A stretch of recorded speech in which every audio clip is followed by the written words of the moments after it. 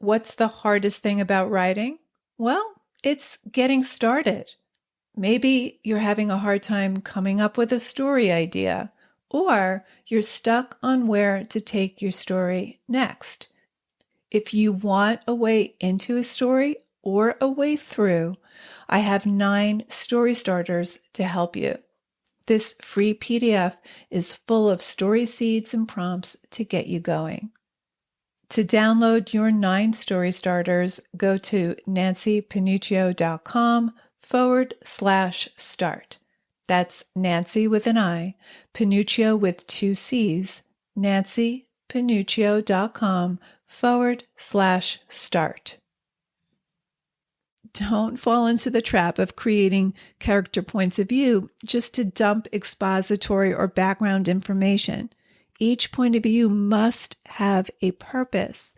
That purpose is not to explain the plot. Every character in your story must have some impact, big or small, on your character's plight.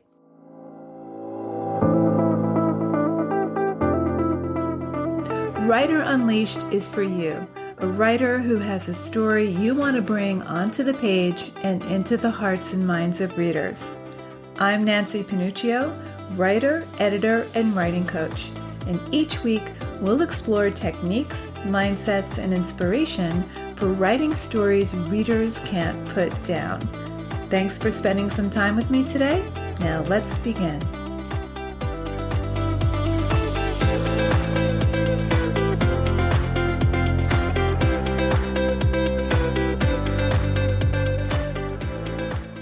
When is it a good idea to write from multiple points of view rather than one point of view?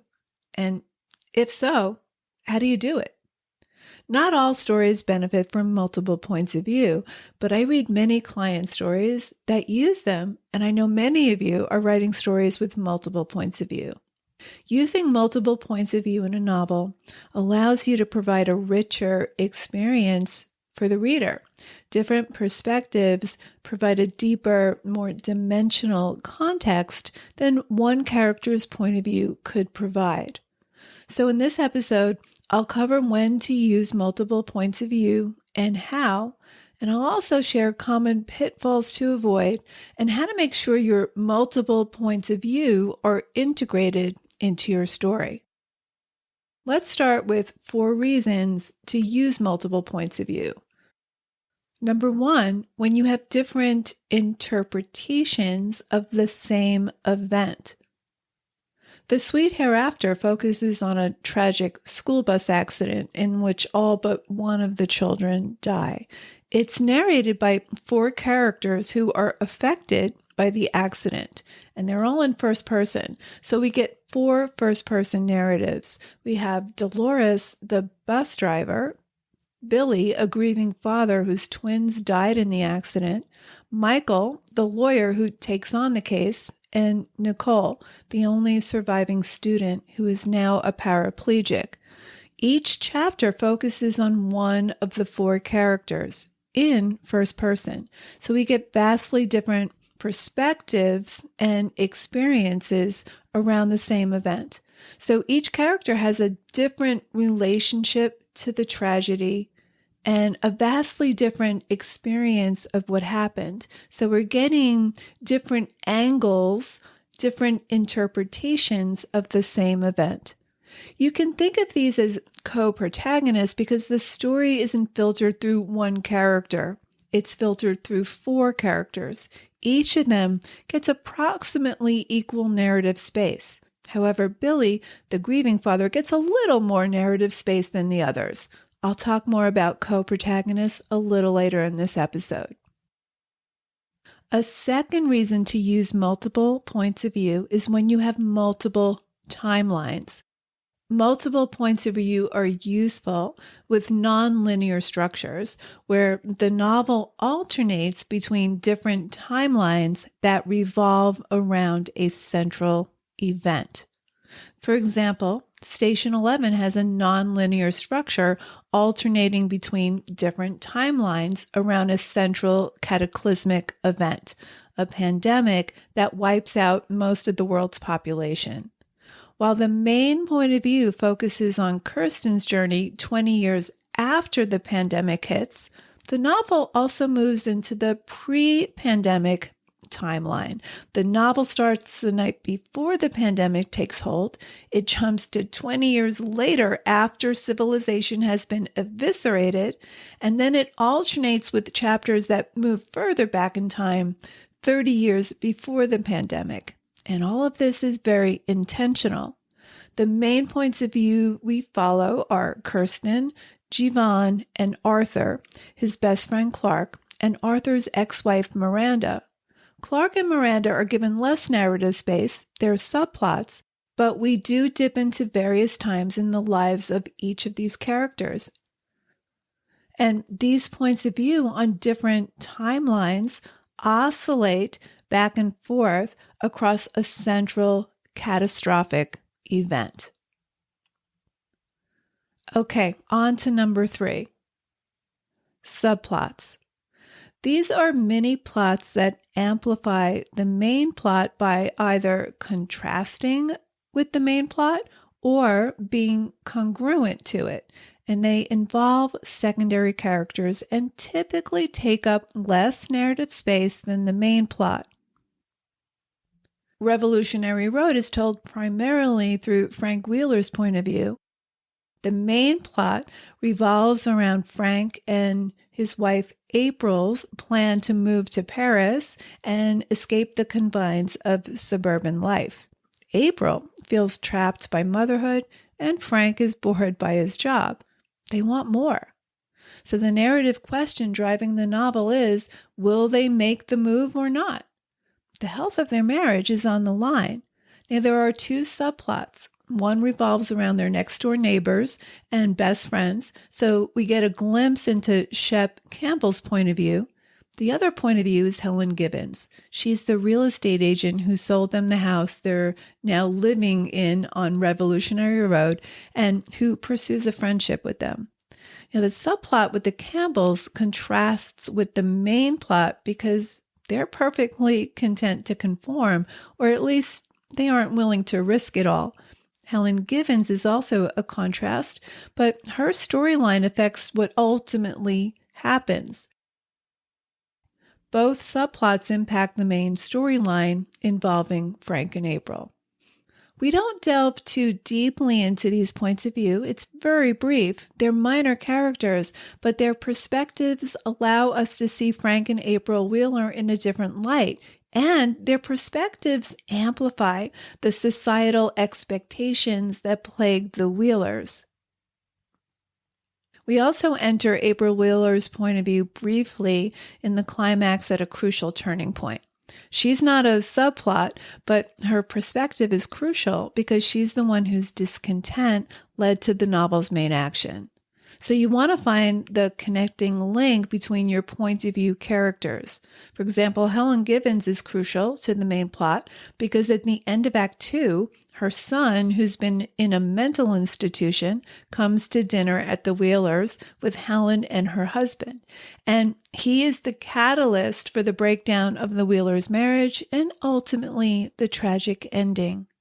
So subplots involving secondary or minor characters shouldn't take up much narrative space, but their perspectives must show a different angle or impact the story's trajectory in some way.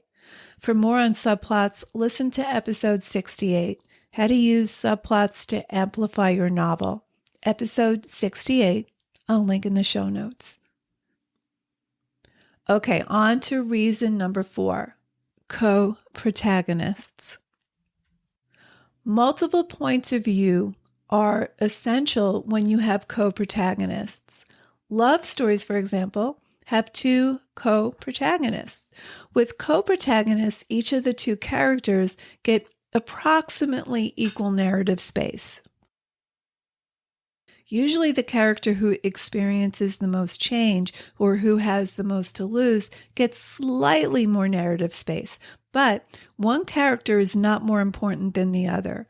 Each co-protagonist gets his or her own point of view chapter or scene, meaning we see the action through that character's thoughts and feelings. So what do you do when both characters are in a scene together? Well, you still need to choose which character's point of view to show the scene from. You want to think a point of view is where the language is coming from. A character will think and talk in a certain way.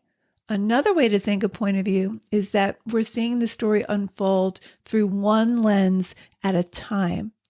For example, in David Nichols' novel, You Are Here, Marnie and Michael are co-protagonists. The first act of the novel starts by alternating chapters between Marnie's point of view and Michael's. This is before they even meet. And when they do meet, each one has a particular point of view of the other. Now, multiple points of view with co-protagonists is not the same as omniscience. Omniscience can enter the minds of more than one character, like in Revolutionary Road and Anna Karenina, but those stories still mainly follow one character, the protagonist's point of view, the character whose life is most changed by the action. Whereas with co-protagonists, each character's perspective gets equal time. Okay, so we have number 1, different interpretations of the same event. Number 2, multiple timelines. Number 3, subplots with secondary or minor characters. And number 4, co-protagonists. When writing more than one character point of view, here are some tips. First, make sure you alternate points of view. Start a new scene or chapter each time you switch. This keeps everything easier for you and for your reader. Number 2, make sure each point of view adds a new thread to the story. It should add deeper insight, new information, clues, and revelations around a central event. You never just want to rehash the same scene or event from different character perspectives without adding something new. That's just repetition, so you want to try for variation. Number 3, make sure each point of view character has their own narrative arc. For example, in Station 11, each of the point of view characters has their own journey, their own narrative arc. I would work on them separately and then rotate them when it's time to structure your novel. Finally, number 4, don't fall into the trap of creating character points of view just to dump expository or background information. Each point of view must have a purpose. That purpose is not to explain the plot. Every character in your story must have some impact, big or small, on your character's plight. So when writing multiple points of view, make sure you're intentional. Now, not all stories benefit from multiple points of view. And I read a lot of stories that use multiple points of view too liberally and without clear purpose or connection to the protagonist's journey. So if you do decide to write in multiple points of view, use them judiciously and with an intentional connection to the main storyline. So there you have it. Thanks for hanging out with me today. And if you know any writers who need some support in their writing, please share this episode or the Writer Unleashed podcast in general. And if you love what you're listening to, subscribe on your favorite listening platform and please leave me a review. Reading how this podcast impacts your writing truly lights me up and helps me create topics for the show. Till next time, keep writing, and I'll talk to you soon.